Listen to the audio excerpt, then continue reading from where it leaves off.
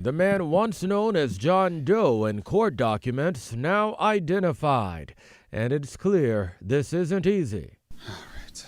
Full of emotion. Here we go. Jonathan Dean speaking before reporters Thursday. Having been raped as a child has left a darkness in my soul that I cannot shake and cannot leave behind. He says it happened here at the Ascension Parish in Chesterfield 4 different times back in 1993.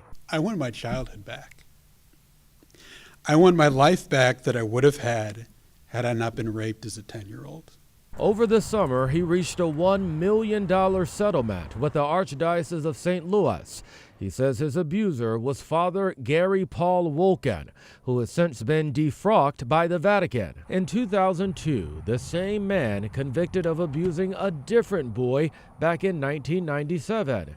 He served 15 years in prison. This is the first time Dean is speaking about his case. So we know that victims in general typically have a delayed disclosure or wait years to tell about their victimization, but those barriers are even stronger for our male victims. A lot of that comes from just social stigmas.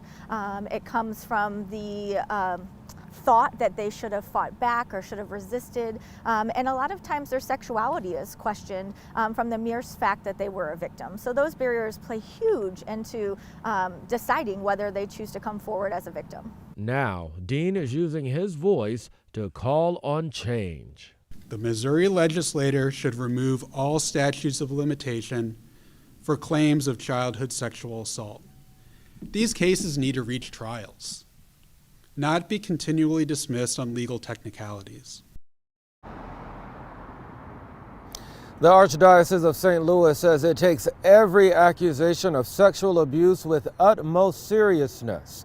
It goes on to say, quote, despite the absence of criminal charges and other mitigating factors, it was the Archdiocese which proposed a settlement process with an experienced mediator through which a mutual agreement between Mr. Dean and the Archdiocese of St. Louis was reached. They also say even if a victim doesn't file a lawsuit, that person could still be eligible for assistance from the Catholic Church. You can read their entire statement right now on KSDK.com. Mike.